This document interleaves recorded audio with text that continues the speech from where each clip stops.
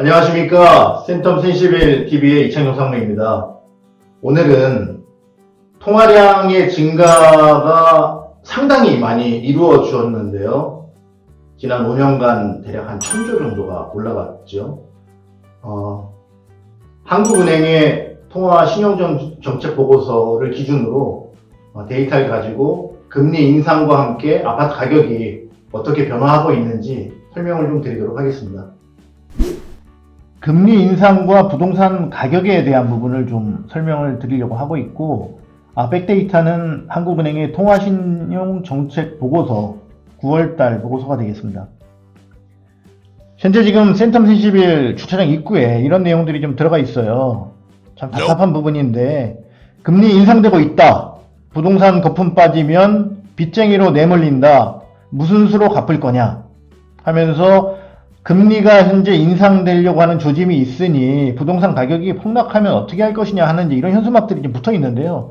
이 내용을 보면서 좀 답답한 부분이 있는데 제가 두 가지를 좀 체크를 해드리려고 하고 있습니다. 첫 번째는 금리가 인상되었을 때 과연 부동산 가격이 하락하였는가 하는 이런 부분이고요. 두 번째는 금리 인상으로 해서 과연 매물이 쏟아져 가지고 가격이 폭락하게 되는 그런 시장 구조인지에 대한 부분을 팩트 체크를 좀 해드리도록 하겠습니다. 첫 번째 좀 말씀드리려고 하는 건 이런 건데요. 한국은행의 기준금리가 20년간 계속적으로 하향세를 보이고 있습니다. 그래서 5% 정도에 있던 것들이 현재 지금 이제 0.몇 %, 1% 미만으로 좀 떨어지고 있고요. 노무현 정부 시절에 가격이 좀 올라가다 보니까 2005년에서 2007년까지 7번 정도 한 단감 올렸다가 다시 이제 전체적으로 다시 하향을 시켰는데, 그 당시의 시기를 보면 주택가격 지수를 보면 금리하고 반비례로 금리를 떨어뜨리면 수요가 늘어나면서 아파트 가격이, 주택 매매 가격 지수가 우상향하는 모습들을 좀 볼 수가 있고요. 그 다음에 보시면 아까 이제 요 전에 설명드렸던 건데, 노무현 정부 시기에 뭐냐면 아파트 가격이 너무 올라가다 보니까 금리를 올려가지고 아파트 가격을 잡겠다는 정책을 시도를 했어요.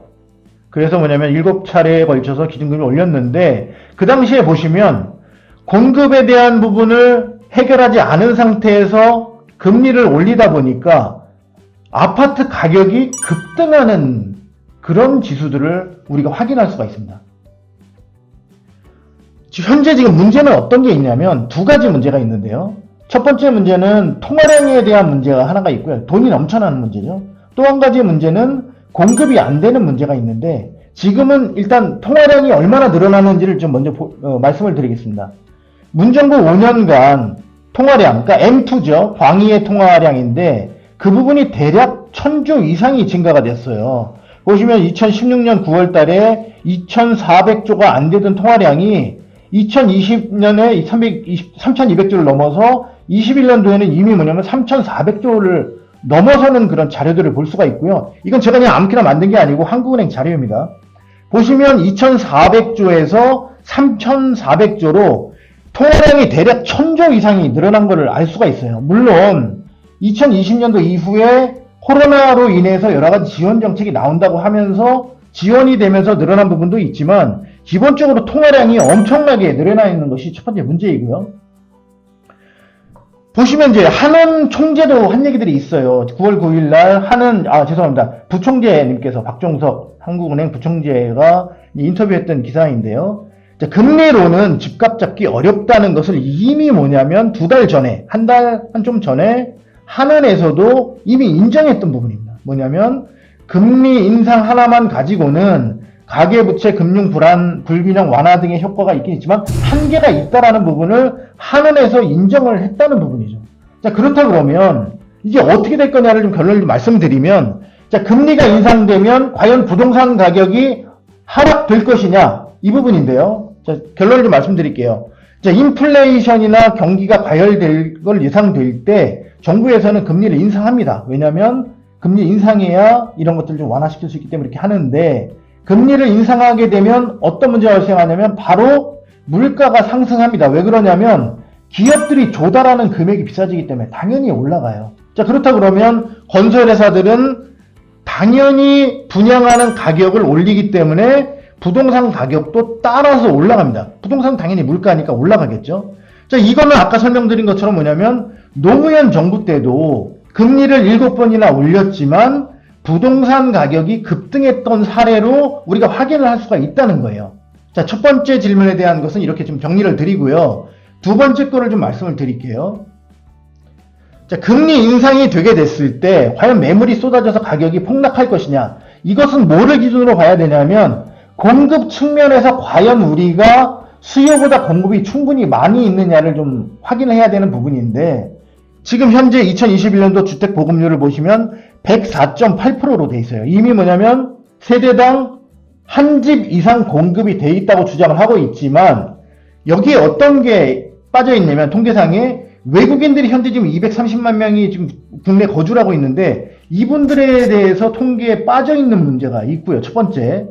또 한 가지 문제는 뭐냐면 빈집과 노후주택의 증가가 상당히 빠르게 증가를 하고 있어요. 그래서 뭐냐면 이게 2016년도 자료이긴 하지만 빈집이 전체 세대의 6.7%라는 거죠. 이게 뭐냐면 쓸 수 없는 집들이에요. 시골에 있는 집들, 빈집들. 그리고 30년 이상 된 노후주택들이 이미 뭐냐면 16.8%나 있다는 거죠.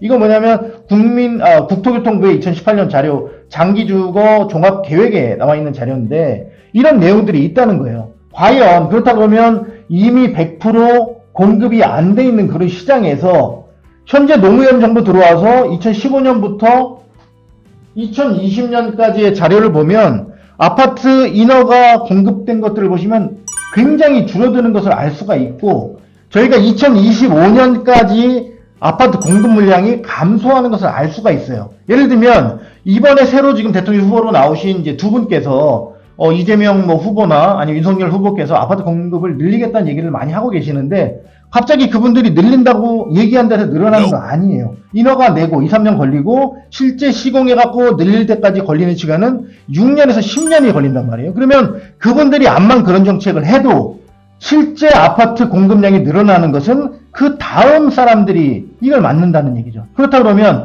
이미 문재인 정부에서 아파트 건설에 대한 것을 이미 줄여놨기 때문에 다음 정부에서는 아파트 공급을 늘릴 수 있는 방법이 없다는 거예요. 자, 그렇다 그러면 이런 거죠. 자, 팩트만 딱 말씀드릴게요. 지금 뭐냐면 돈이 무지무지하게 많이 팔렸어요. 뭐냐면 돈은 엄청 많은데 자, 물건이 없어요. 자, 문정부 시기에 아파트 공급 급감했죠? 급감했어요. 그렇지만 통화량 1000조 늘어났어요. 자, 이 돈이 다 어디로 가겠어요? 주식시장?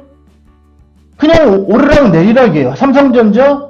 7만원, 8만원. 똑같습니다.